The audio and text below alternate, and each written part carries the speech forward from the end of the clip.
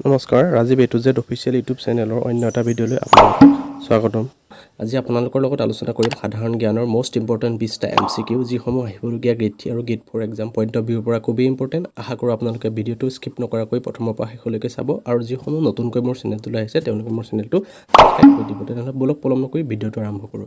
আজি প্ৰথম প্ৰশ্নটো হৈছে অসম সাহিত্য সভাৰ প্ৰতীকটো কোনে আঁকিছিল? ইয়াত 4টা অপশ্যন দিয়া আছে। Option A Jugal Das, option B Maheshwar Neog, option C Dinanath Sharma, option D Saratchandra Goswami. ইয়াৰ শুদ্ধটো হৈছে অপশ্যন এ যুগল দাস, অৰ্থাৎ যুগল দাসে অসম সাহিত্য সভাৰ প্ৰতীকটো অংকন কৰিছিল।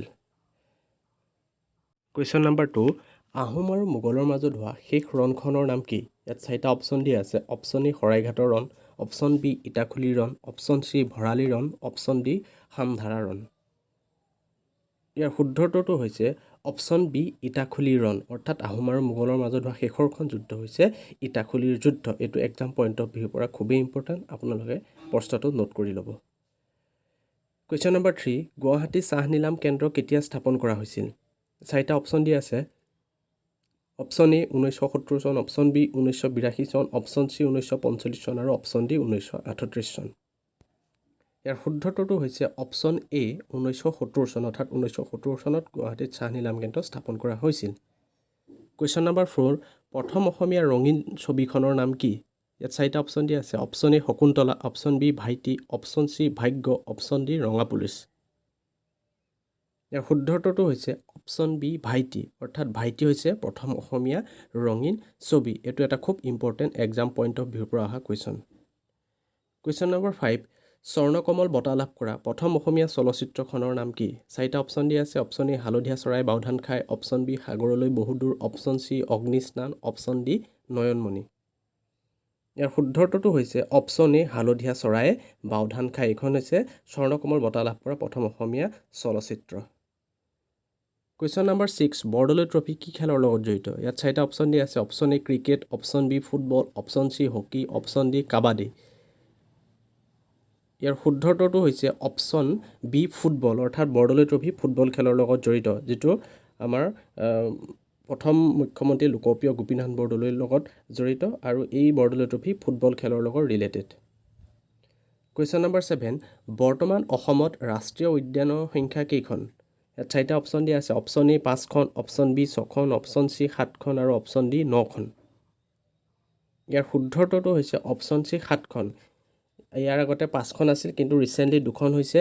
এখন হৈছে দিহিং পাটখাই আৰু এখন হৈছে ৰায়মনা, কোকৰাঝাৰ জিলাত অৱস্থিত। এই 2খনক এড কৰি পেলাই বৰ্তমান অসমত ৰাষ্ট্ৰীয় উদ্যানৰ সংখ্যা 7খন। কুৱেশ্যন নম্বৰ 8, কিমান চনত অসমত MGNREGA আঁচনি ৰূপায়ণ কৰা হৈছিল? ইয়াত 4টা অপশ্যন দিয়া আছে। Option A 2005, option C 2006, option C 2007, option D 2008। ইয়াৰ শুদ্ধটো হৈছে অপশ্যন বি 2006, অৰ্থাৎ 2006 চনত অসমত যিখন Mahatma Gandhi national rural employment grant আঁচনি, এইখন অসমত 2006 চনত ৰূপায়ণ কৰা হৈছিল। কুৱেশ্যন নম্বৰ 9, মহাৰাজ নৰনাৰায়ণৰ আচল নাম কি আছিল? ইয়াত 4টা অপশ্যন দিয়া আছে। Option A Malladev, option B Durlabh, option C Bhattadev, option D Shukladhwaj. ইয়াৰ শুদ্ধটো হৈছে অপশ্যন এ মল্লদেৱ, অৰ্থাৎ মহাৰাজ নৰনাৰায়ণৰ আচল নাম আছিল মল্লদেৱ। এইটো এক্সাম পইণ্ট অফ ভিউৰ পৰা খুবেই এটা ইম্পৰ্টেণ্ট প্ৰশ্ন, আপোনালোকে নোট ডাউন কৰি ল'ব। কুৱেশ্যন নম্বৰ 10, বৰ্মন বংশৰ কোনগৰাকী ৰাজকুঁৱৰীক কাশ্মীৰৰ ৰজা মেঘমাহানলৈ বিয়া দিয়া হৈছিল? ইয়াত 4টা অপশ্যন দিয়া আছে। Option A Rajyamati, option B Bhanumati, option C Amritprabha, option D Indumati. ইয়াৰ শুদ্ধটো হৈছে অপশ্যন চি অমৃতপ্ৰভা। এইটো APSC এক্সামতো অহা দেখা গৈছিল এই কুৱেশ্যনটো, গতিকে এইটো এটা বহুত ইম্পৰ্টেণ্ট কুৱেশ্যন। কুৱেশ্যন নম্বৰ 11, কোন চনত অসমীয়া ভাষাটোৱে ৰাজ্যিক ভাষাৰূপে স্বীকৃতি লাভ কৰিছিল? ইয়াত 4টা অপশ্যন দিয়া আছে। Option A 1961, option B 1962, option C 1965, option D 1971। ইয়াৰ শুদ্ধটো হৈছে অপশ্যন এ 1961, 1961 চনত অসমীয়া ভাষাটোৱে ৰাজ্যিক ভাষাৰূপে স্বীকৃতি লাভ কৰিছিল। কুৱেশ্যন নম্বৰ 12, সত্ৰীয়া নৃত্যই কোন চনৰ ৰাষ্ট্ৰীয় স্বীকৃতি লাভ কৰিছিল? ইয়াত 4টা অপশ্যন দিয়া আছে। Option A 2005, option B 1900, option C 1905 চন আৰু অপশ্যন ডি 2000 চন। ইয়াৰ শুদ্ধটো হৈছে অপশ্যন ডি 2000 চন, অৰ্থাৎ 2000 চনত সত্ৰীয়া নৃত্যই ৰাষ্ট্ৰীয় স্বীকৃতি লাভ কৰিবলৈ সক্ষম হৈছিল। এইটো এটা খুব ইম্পৰ্টেণ্ট প্ৰশ্ন। কুৱেশ্যন নম্বৰ 13 ডক্টৰ ভূপেন হাজৰিকাই পৰিচালনা কৰা প্ৰথম অসমীয়া কথাছবিখনৰ নাম কি ইয়াত চাৰিটা অপশ্যন দিয়া আছে অপশ্যন এ এৰাবাটৰ সুৰ অপশ্যন বি ৰূপহী অপশ্যন চি সতী বেউলা অপশ্যন ডি কেঁচা সোণ ইয়াৰ শুদ্ধ উত্তৰটো হৈছে অপশ্যন এ এৰাবাটৰ সুৰ হৈছে ডক্টৰ ভূপেন হাজৰিকাই পৰিচালনা কৰা প্ৰথম অসমীয়া কথাছবি কুৱেশ্যন নম্বৰ 14 অংকীয়া নাটত কিমানটা অংক থাকে চাৰিটা অপশ্যন দিয়া আছে অপশ্যন এ এটা অপশ্যন বি দুটা অপশ্যন চি তিনিটা অপশ্যন ডি চাৰিটা ইয়াৰ শুদ্ধ উত্তৰটো হৈছে অপশ্যন এ এটা অৰ্থাৎ অংকীয়া নাটত এটা অংক থাকে এইটো এটা খুব জানিবলগীয়া প্ৰশ্ন আপোনালোকে এইটো মনত ৰাখি থব কুৱেশ্যন নম্বৰ 15 সনেট কবিতাত মুঠ কিমানটা শাৰী থাকে ইয়াত চাৰিটা অপশ্যন দিয়া আছে option A 15 option B 14 option C 13 option D 12 ইয়াৰ শুদ্ধ উত্তৰটো হৈছে অপশ্যন বি 14 অৰ্থাৎ সনেট কবিতাত মুঠ 14টা শাৰী থাকে এইটো এটা খুব এক্সাম পইণ্ট অফ ভিউৰ পৰা ইম্পৰ্টেণ্ট প্ৰশ্ন আপোনালোকে নোট ডাউন কৰিব আৰু মনত ৰাখি থব কুৱেশ্যন নম্বৰ 16 সূৰ্যৰ তাপ জোখা যন্ত্ৰটোৰ নাম কি ইয়াত চাৰিটা অপশ্যন দিয়া আছে option A pyrometer option B lactometer option C thermometer আৰু অপশ্যন ডি বেৰোমিটাৰ ইয়াৰ শুদ্ধ উত্তৰটো হৈছে অপশ্যন এ পাইৰোমিটাৰৰ জৰিয়তে সূৰ্যৰ তাপ জোখা হয়